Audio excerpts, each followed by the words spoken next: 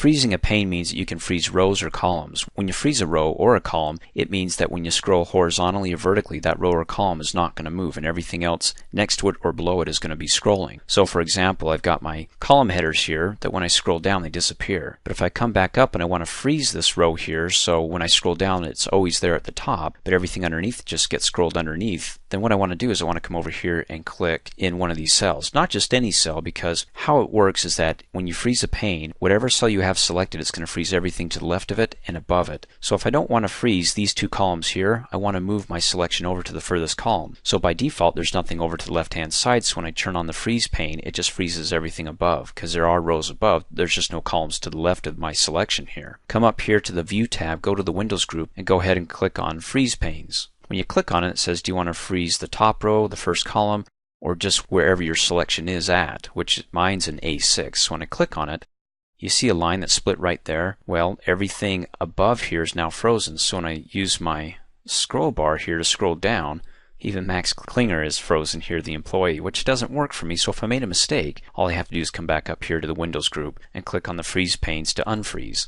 And then I can go and click right below the row, because everything above it to the left is going to be frozen. And then go back to freeze the panes. Now I can scroll down as far as I want. Of course everything gets scrolled up underneath it, but everything from row 4 on up is frozen. And you can tell the jump here of what's hidden because it goes from 4 down to 31, so I'm missing everything in between that. So if I scroll back up, it starts revealing those rows that are hidden underneath what's frozen up above, which is rows 1 through 4. So I'm going to go ahead and click on Freeze Panes and unfreeze it, and it doesn't matter, you don't have to be in the same cell to unfreeze it, you can be anywhere. So for example, let's say I want to go ahead and freeze everything to the left, these 3 columns, including those rows up above. How about if I freeze everything to the left, these 3 columns, and these first 2 rows? So I'll click right here, come up in the Windows group, click on Freeze Panes, and go to Freeze Panes.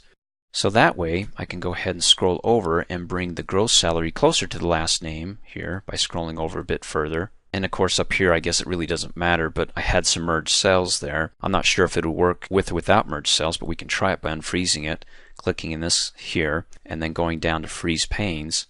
Yeah, you see how it merges all the way over here, so it just splits it right in the middle, which is okay, but keep in mind everything to the left of the cross and up is going to be frozen, so I can scroll to the right, nothing, and I scroll down, and it's scrolling down here on the horizontal break or freeze here.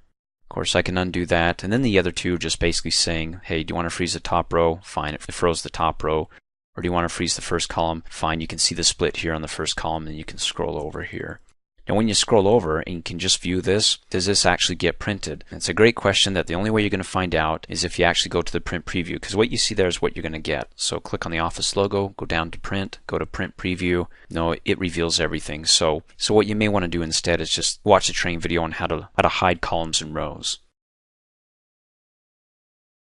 Hey, thanks for watching. If you like my video, please give it a thumbs up. And if you subscribe to my YouTube channel, as soon as I upload a new video, you'll be notified instantly, and you can do that by coming over here and clicking on my face.